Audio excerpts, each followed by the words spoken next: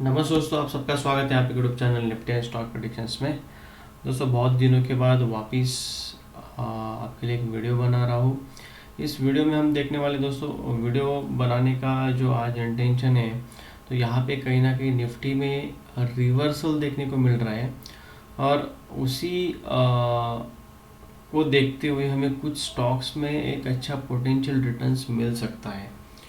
तो यहाँ पे क्विकली निफ्टी का रिव्यू कर लेते हैं दोस्तों। बाद में कुछ 2-3 स्टॉक्स है और पिछले कुछ हफ्तों से वीडियो नहीं बना पाया, उसके पीछे एक थोड़ा वर्किंग चल रहा है मेरा, आपके लिए ही चल रहा है, क्योंकि आपके लिए इजीली हो जाए कि फंडामेंटली कैसे स्टॉक्स को इजीली आइडेंटिफाई करने का तरीका आपको पता चले।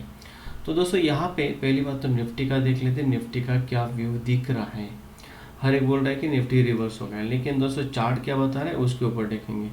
तो दोस्तों यहाँ पे देखिए 2020 से मतलब आफ्टर कोविड, यहाँ पे आप रैली देखोगे तो निफ्टी का एक अच्छा रैली एक हमें वन वे देखने को मिला, लगभग 8,000 से लेकर 26,000 तक। ओके, तो यहाँ पे कहीं ना कहीं एक अच्छा निफ्टी ने तो बहुत ही अच्छे रिटर्न दिए पिछले 4 साल में। यहाँ पे 26,200 रिसेंट हाई है लास्ट मंथ का। दोस्तों यहाँ पे आप देखोगे तो एक निगेटिव सिनारियो क्या दिख रहा था।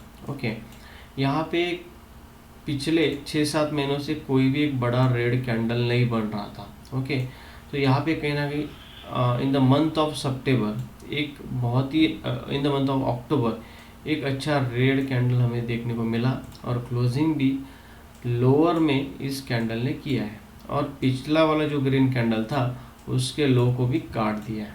ओके, तो यहाँ पे अगर आप सोच रहे मतलब आप सोच रहे हैं कि अच्छे स्टॉक्स में बाय करना चाहिए, डेफिनेटली, लेकिन यहाँ पे अगर निफ्टी सस्टेन होना चाहिए, अगर इस रेड कैंडल का लो इस मंथ के एंड तक क्लोज हो जाता है, इस कैंडल का लो अगर एक जो अभी रिसेंट कैंडल बन रहा है उसका लो अगर इसके नीचे क्लोज हो जाता है दोस्तों, तो देयर आर हाईली पॉसिबिलिटीज़ कि निफ्टी 22,000 तक आ सकता है। ओके, तो आपको वेट करना है up to the level of 22,000। तो यहाँ पे आपको कम से कम ये महीना निकाल लीजिए दोस्तों, मार्केट चालू रहने वाला है।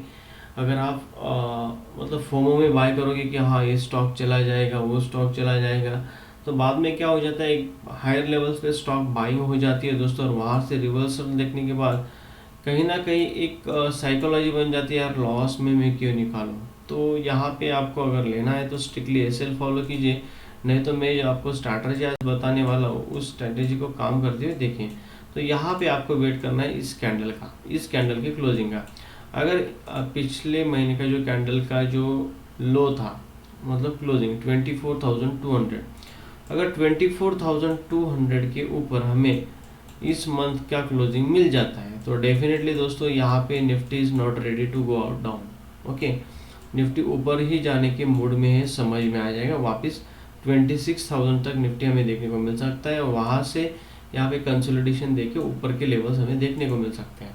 दूसरी बात, आपको एक वीकली टाइम फ्रेम में वापस दिखाना चाहता हूँ, एक बहुत ही अच्छा मुझे एक वीकली टाइम फ्रेम पे एक सिग्नल दिख रहा है। क्या दिख रहा है वो देख लें दोस्तों। यहाँ पे देखें, यहाँ पे कहीं ना कहीं एक वीकली हैमर बना था। ओके, और वापस यहाँ पे एक वीकली हैमर बन रहा है, मतलब यहाँ पे कहीं ना कहीं डिमांड जोन है दोस्तों डिमांड जोन पे बाइंग हमेशा होती है, बड़े प्लेयर्स भी एंटर करते हैं और सब एंटर्स करते हैं, तो सब लोग इंटरेस्ट रखते हैं कि इस लेवल पे बाइंग किया जाए। तो वहाँ से रैली देखोगे दोस्तों, तो यहाँ से 24,000 से लेकर 26,000 तक, मतलब लगभग आप देखोगे 8 to 10% निफ्टी ने यहाँ पे रिटर्न दिया और वहाँ से वापस एक रिवर्सल देखने को मिला और कहीं ना कहीं यहाँ पे एक हैमर बन रही है। लेकिन अभी भी 3 दिन बचा है, 2 दिन बचा है वीकली क्लोजिंग के लिए। अगर 2 दिन के बाद अगर यहाँ पे हमें ग्रीन कैंडल और हैमर ही दिख रही है तो दोस्तों यहाँ पे कहीं ना कहीं आपको इसी कैंडल का एसएल रख के अच्छे स्टॉक्स में बाइंग करनी है और उसी स्टॉक्स को आपको राइड करना है। तो यही हो गया है निफ्टी का दोस्तों। यहाँ पे प्रीवियस एनालिसिस भी मैं आपको दिखा देता हूँ। यहाँ पे देखें, ये जो चैनल के अंदर निफ्टी काम कर रहा था, इस चैनल को ब्रेकआउट दिया, वापस से रिटेस्ट किया। That is a very important thing दोस्तों, क्योंकि अगर कोई भी रेजिस्टेंस ब्रेक होता है तो निफ्टी कोई भी स्टॉक रहने दीजिए, इंडेक्स रहने दीजिए, डेफिनेटली यहाँ पे रिटेस्ट करने के लिए आता है। यहाँ पे कहीं ना कहीं रिटेस्ट किया, अगर इस कैंडल को सस्टेन नहीं करता तो निफ्टी इस लेवल तक आएगा 23,200 तक। अगर ये भी ब्रेक हो जाता है तो डेफिनेटली जैसे मैंने बोला 22,000 is the last level and that is the very important level, और एक बहुत ही अच्छी अपॉर्चुनिटी हमारे लिए बन सकती है बाइंग। लेकिन देखते हैं 2 दिन के अंदर क्या होता है और 2 दिन के बाद क्लोजिंग कहाँ पे देखने को मिलती है। तो डिमांड जोन है, डिमांड जोन पे आपको बाइंग का ही सोचना चाहिए। तो ये हो गया निफ्टी का दोस्तों। अभी स्टॉक्स में देख लेते हैं। ओके दोस्तों, पहली बात तो यहाँ पे देखिए, मैंने एक एक्सेल शीट में फॉर्मूलाज बना के, मतलब कौन से स्टॉक्स आप RSI फंडामेंटली जो इम्पोर्टेंट पैरामीटर्स हैं उसके ऊपर आप बाय कर सकते हो। क्योंकि यहाँ पे देखिए दोस्तों, मैंने यहाँ पे कहीं ना कहीं एक शीट बनाई है जिसके ऊपर काम कर रहा था और भी काम चल रहा है। यहाँ पे देखिए वेल्सपन कॉरपोरेशन करके एक कंपनी है, आपको पता रहेगा, लगभग ये मेटल सेक्टर का ही है, और जिंदाल स्टील एंड पावर, उसके बाद आदित्य बिरला स्टॉक्स आपके सामने। ये मैंने सिर्फ एक ट्रायल्स के लिए लिया है, उसमें क्या दिखा रहा है। तो यहाँ पे देखिए, यहाँ पे करेक्शन कितना है ये मैंने डाला है। उसके बाद ये यहाँ पे RSI क्या दिख रहा है, डेली, वीकली और मंथली। ओके, यहाँ पे कहीं ना कहीं येलो मतलब okay, need to think about the buy. Okay, weekly और मंथली पॉजिटिव। जैसे आप यहाँ पे अगर आप चार्ट पे देखोगे, अगर आपको 55 दिख रहा है तो यहाँ पे येलो हो जाएगा। अगर आपको 60 के ऊपर दिख रहा है तो 61 मतलब ग्रीन हो जाएगा। तो यहाँ पे आपको ज़्यादा दिमाग लगाने की ज़रूरत नहीं पड़ेगी, क्योंकि यहाँ पे मैंने ऑलरेडी जो कुछ फार्मूलाज है यहाँ पे एंटर करके रखा हो और उसी हिसाब से काम चल रहा है। यहाँ पे देखिए price to book value ratio, यहाँ पे आप देखोगे तो ग्रेटर देन 5 एक्सपेंसिव। अगर मैं यहाँ पे 3.43 डालता हूँ तो ये भी मेरा जो नॉर्मल रेंज है 2 to 5 के बीच में, तो ये बाइंग है। प्लेज परसेंटेज कितना होना चाहिए, यहाँ पे देखिए दोस्तों, यहाँ पे कमेंट में मैंने डाला है कि लेस देन 0 रहेगा तो बेटर, तो 0 है। इंटरेस्ट कवरेज रेशियो अगर आपका ग्रेटर देन 3 है तो बेटर है। तो यहाँ पे हमारे जितने पैरामीटर्स ग्रीन रहेंगे, ग्रीन और येलो, तो उस स्टॉक पे हम ज़्यादा फोकस कर सकते हैं।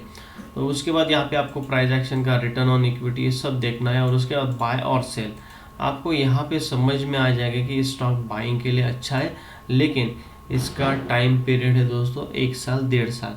ऐसे स्टॉक्स आपको अगर 1x 2x तो डेफिनेटली देंगे। अगर आपका स्टॉक 100 रुपीज़ चल रहा है तो डेफिनेटली 200 300 तक भी जा सकता है। तो वैसे ही स्टॉक्स हम यहाँ पे निकालते हैं और उस स्टॉक्स का एनालिसिस डिटेल में करके आपके सामने रखा जाता है दोस्तों। तो डेफिनेटली इतना मेहनत मैं आपके लिए देता हूँ, तो डेफिनेटली वीडियो को लाइक, शेयर और सब्सक्राइब शेयर कीजिए। जिनको भी स्टॉक मार्केट में इंटरेस्ट हो, लोग इससे कुछ ना कुछ फ्री में फ़ायदा ले सकते हैं। तो हम जाते हैं हमारे चार्ट के ऊपर और इम्पोर्टेंट स्टॉक्स देखते हैं दोस्तों। उसमें से पहला स्टॉक है दोस्तों NMDC। NMDC में आपको बता देता हूँ दोस्तों NMDC में क्या चल रहा है। यहाँ पे देखिए दोस्तों, मंथली टाइम फ्रेम पे हम जाएंगे तो यहाँ पे कहीं ना कहीं NMDC पिछले 10 साल से एक बॉक्स में काम कर रहा था। मैंने बहुत टाइम बॉक्स स्ट्रैटेजी शेयर किया है दोस्तों। After breakout of the box strategy stock 2 गुना 3 गुना 4 गुना भी हो चुके हैं। तो यहाँ पे NMDC ने कहीं ना कहीं अपने 2012 का हाई जो रेजिस्टेंस था उसको ब्रेकआउट दिया, अच्छा क्लोजिंग कंफर्मेशन। उसके बाद जो नेक्स्ट रेजिस्टेंस है 233 का, उसको ब्रेकआउट दिया, रिटेस्ट किया। यहाँ पे कहीं ना कहीं कंसोलिडेशन चल रहा है। तो यहाँ पे NMDC का नेक्स्ट टारगेट क्या हो सकता है दोस्तों, 400 डेफिनेटली।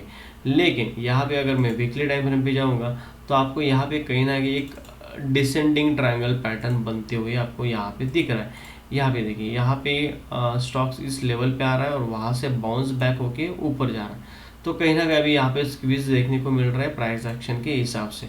तो आपको क्या करना है दोस्तों, अगर आपको बाय करना है दोस्तों, यहाँ पे 233 का रेट चल रहा है, आपका SL रहेगा 210, मतलब आपका रिस्क हो जाएगा दोस्तों यहाँ पे कहीं ना कहीं 10%। लेकिन आपका टारगेट रहेगा up to the level of 300 और 400। तो यहाँ पे आपका फर्स्ट टारगेट रहेगा 28% और सेकंड टारगेट आपका रहेगा लगभग 70%। मतलब अगर आप देखोगे यहाँ पे तो 1:7 आपका रिस्क रिवार्ड बन रहा है। और यहाँ पे पॉजिटिव कन्फर्मेशन है दोस्तों, यहाँ पे कहीं ना कहीं वॉल्यूम्स बढ़ चुके हैं। यहाँ पे देखिए पिछले 2 दिन के वॉल्यूम्स बीच बीच में ग्रीन वॉल्यूम्स बढ़ रहे हैं।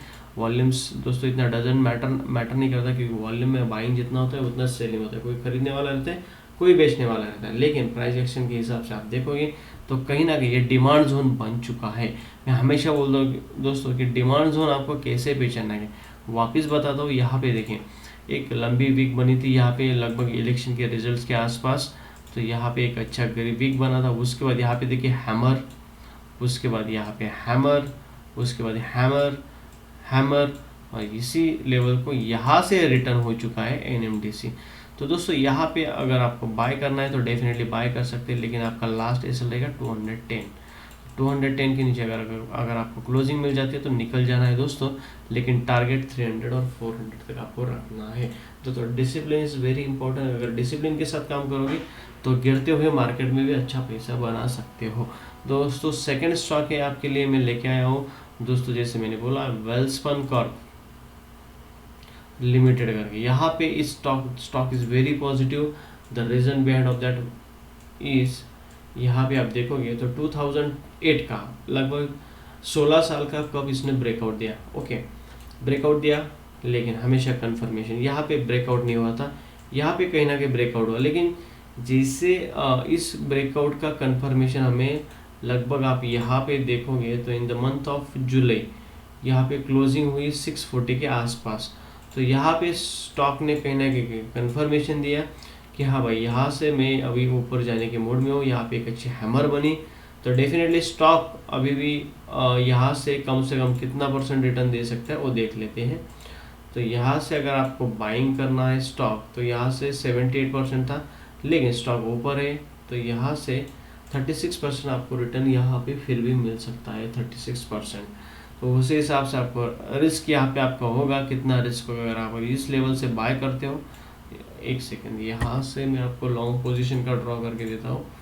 अगर इस लेवल से बाय करते हो तो आपका एसएल हो जाएगा दोस्तों 10% और टारगेट हो जाएगा दोस्तों यहाँ पे कहीं ना कहीं 34%। तो यहाँ पे आपको 1:3 डेफिनेटली बेटर है, लेकिन वेट करना पड़ेगा। 1 महीना 2 महीने में टारगेट आया तो अच्छी बात है, लेकिन अगले 6 महीने में भी आ सकता है। तो फिलहाल के लिए दोस्तों ये 2 स्टॉक्स अच्छे हैं। रिमेनिंग स्टॉक्स अभी मेरे रडार पे, जैसे मुझे हमारे यहाँ पे ग्रीन सिग्नल मिल जाएगा तो डेफिनेटली मैं आपके साथ शेयर करूँगा दोस्तों। यहाँ पे अगर वीडियो अच्छा लगा है तो डेफिनेटली लाइक और सब्सक्राइब कीजिए और शेयर कीजिए। Thank you for watching.